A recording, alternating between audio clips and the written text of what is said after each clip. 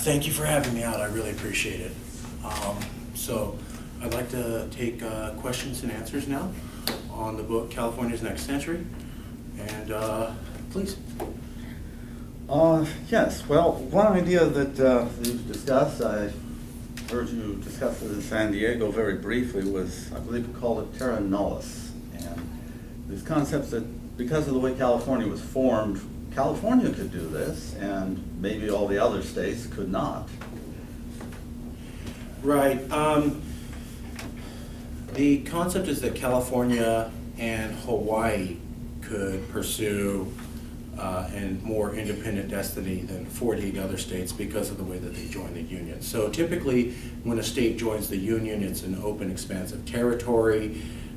Settlers move in, they build roads, farms, etc. It gets up to a certain level of density, and then they go through a file of paperwork and petition to be a state and join the Union. That's not how California and Hawaii joined. They were already existing governments, they were recognized by the US federal government, they were highly developed, and then they were militarily invaded and taken over by the US government. That's not the way the 48 other states were joined. So by the way that other states have joined the Union, Hawaii and California did not join that same process. Besides violating the way that the entire United States of America was formed, there is also another concept that goes further back called terra nullius, and that's the concept you're asking about. In English common law, for all English-speaking people who ever left England and settled any part of the globe, the rule was that if the land was undeveloped and you moved there and developed the land, built roads, orchards, staked a claim to it, then the land's yours. This prevented Europeans from taking claims of other Europeans and allowed for peace. But it also meant that if you were Native American, since you didn't decide to plant an orchard, then you don't get to keep the land. So because Hawaii and California were already developed and already claimed, and then were reclaimed by the US, they violate the principle of terra nullius, which is the principle that all of America was built upon, because all American law is based upon English common law. So we have both the spirit of the law being violated and the literal definition of the process of joining a state into the Union being violated. And this has been recognized by both British legal scholars, typically in the UK Independent, and the Foreign Secretary of Russia, when he came to California, also said that Russia is willing to recognize California's legal claims to this if they would like to pursue it. So it is a not much talked about legal concept, but it is one that is already recognized by international legal scholars. I'm not saying that it's a perfect case, but it's one that literally has never been discussed. Okay. Okay. If California did become quasi-independent, Right. a lot of people would lose power, who have a certain amount of power now.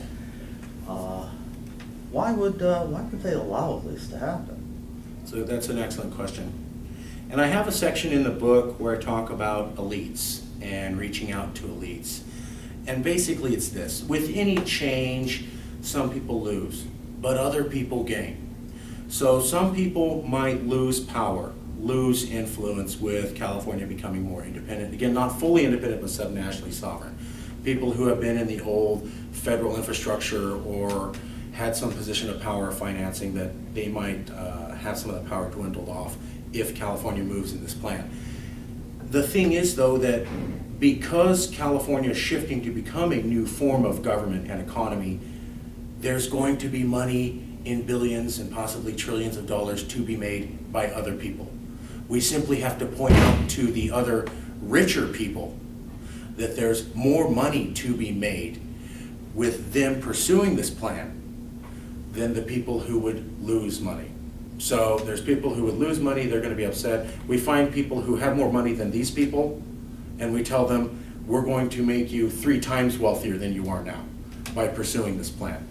Anybody who's ambitious will see that there's a change and there's a way to make a profit in that.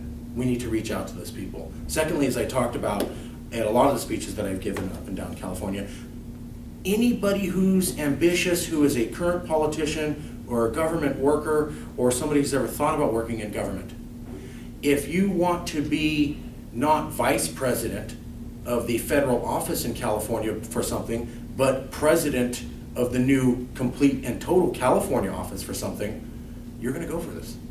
If you're a local county politician, but you've always had an eye on foreign policy, you're gonna go for this. What we're talking about is taking the game that average institutions and politicians play in California and moving it up one whole qualitative level. Everybody who wants to do that will be for this. So I picture totally that leaders will literally rise up from the ground once we get to a certain percentage of the California public talking about this. You will have people who are ambitious and going, a lot of people in California are talking about this. If this actually happened, I could position myself to move up 2 layers in responsibility, finances, respect, whatever that I am now. Those ambitious people are here. We simply need to convince them that this is a stock worth investing in. And that's how we do that. Do you have any other questions? Anything at all? What kind of freedoms do you anticipate California to elect for itself when it has the opportunity? Will they legalize drugs? Will they, for example, do away with Proposition 8? Or? Right. Okay, so the long and the short answer. The long answer is that California is going to have the power to decide everything but national defense, homeland security, and the printing of the dollar. How that dollar is used, banking, what types of loans to give out to for home finance, what types of immigrants, how many immigrants, sewer systems, literally everything that's been decided in DC will now return here. What exactly that looks like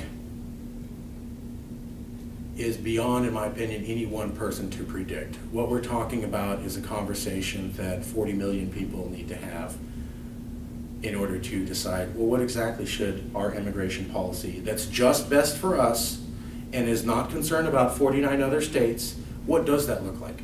If we don't have to make concessions to the needs of other states, but we can design it specifically based upon the California economy. Same thing with finance, the same thing with education. I'm not exactly sure. And to attach onto that, some people have asked how exactly the different political parties would look at this. Some people said just because they're more mainstream, Democrat, Republican. And again, the answer is, I don't know. Because what we're talking about is that the California State Democratic Party would have to look at issues they've never looked at before. Because now they're dealing with issues that they typically had the National Democratic Party look at. And the same thing with the Republican California State Party. They're going to look at issues that they just never really had to consider before. How exactly they decide is the best way to interpret those issues and what that looks like, I don't know. But the question that you're getting at is the whole point of this book. Get the word out, get the discussion started. This cannot happen unless the people of California envision it in the thousands and millions of conversations that fill in the details. All I'm trying to do is get the seed out. That's not the best answer, but that's, yeah. So any other questions? Well, thank you very much. I really appreciate it. Thank you for being here. Thank you.